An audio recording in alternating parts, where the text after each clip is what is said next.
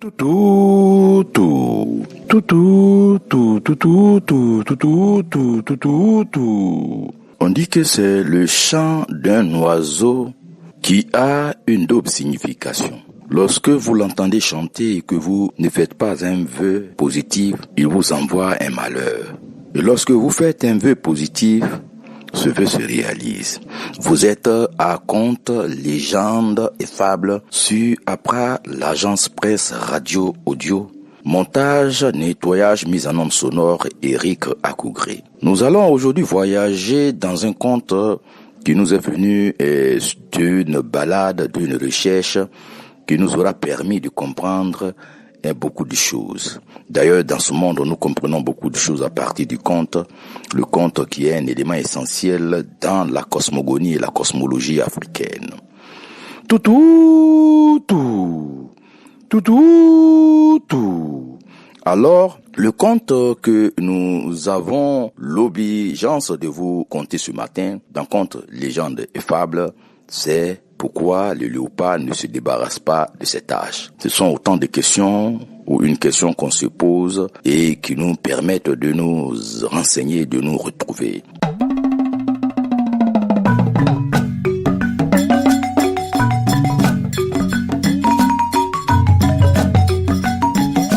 Toutou, tout.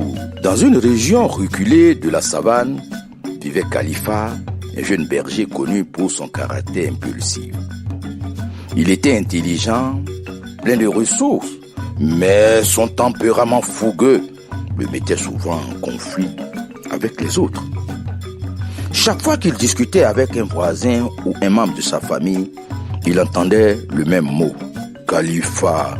Pourquoi es-tu toujours si impatient? Oui, apprends à te maîtriser. C'est le sens de la vie. Ces remarques l'agaçaient profondément. Pourquoi devait-il changer? Mais au fond de lui, il se demandait si ce trait de caractère qu'il considérait comme une faiblesse finirait par ruiner ou ne finirait-il pas par ruiner ses relations.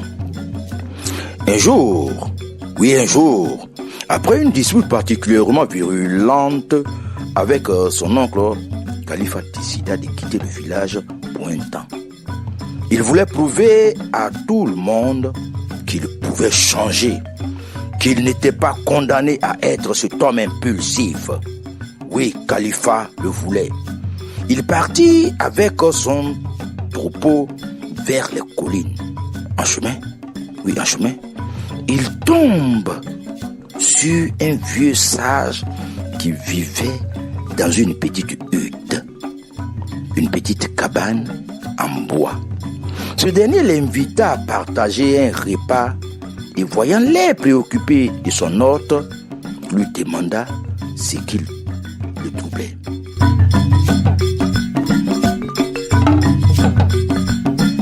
Je suis fatigué. Qu'on me reproche mon caractère, avoua-t-il. On dit que je suis impatient, colérique. Je vais changer, mais c'est difficile.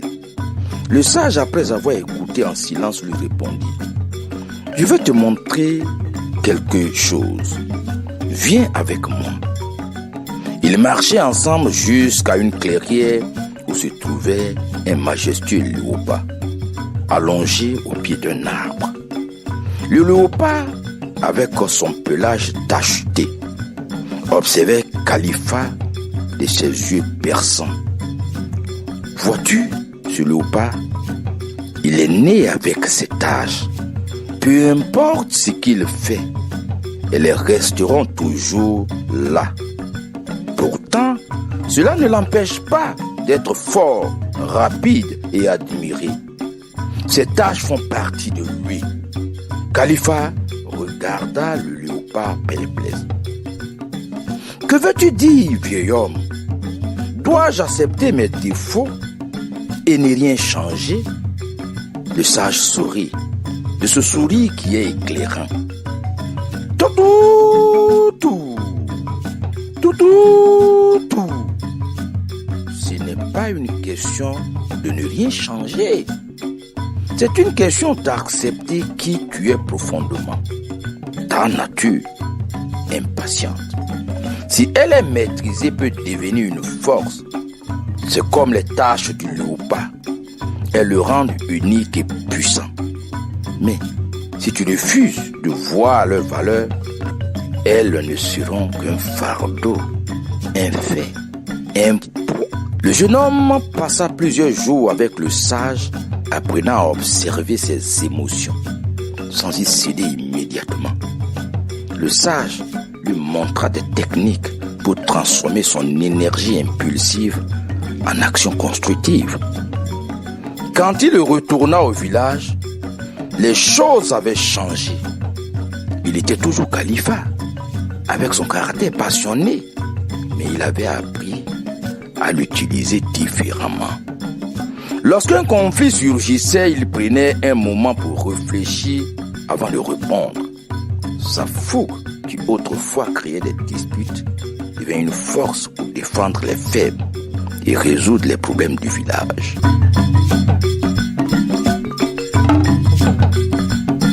Un jour, son oncle lui dit: « Tu n'as pas changé, Khalifa, mais tu as appris à vivre avec tes tâches et elles te rendent encore plus fort. » La leçon à tirer de ce conte, oui, la leçon de morale, mais avant, le cri de cet oiseau. Tout, tout, tout, tout, tout, tout, tout, tout, tout. Cette histoire nous rappelle que l'on ne peut échapper à sa vraie nature. Tout comme le léopard ne peut effacer ses taches, nous ne pouvons changer ce qui fait notre essence. Cependant, accepter qui nous sommes est le premier pas pour transformer nos défauts en force. Ce n'est pas une question de devenir quelqu'un d'autre, mais d'apprendre à vivre en harmonie avec soi-même. Car nos particularités, nos particularismes, bien utilisés, peuvent devenir nos plus grandes qualités, nos plus grandes âmes.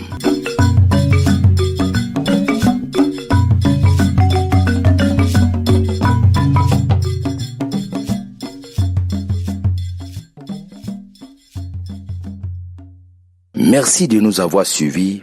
Il faut savoir que le conte est constructif et pour après, nous voyageons à travers le monde, nous voyageons partout. Et ce conte est extrait du général John Kokone, que nous remercions pour cette belle sagesse.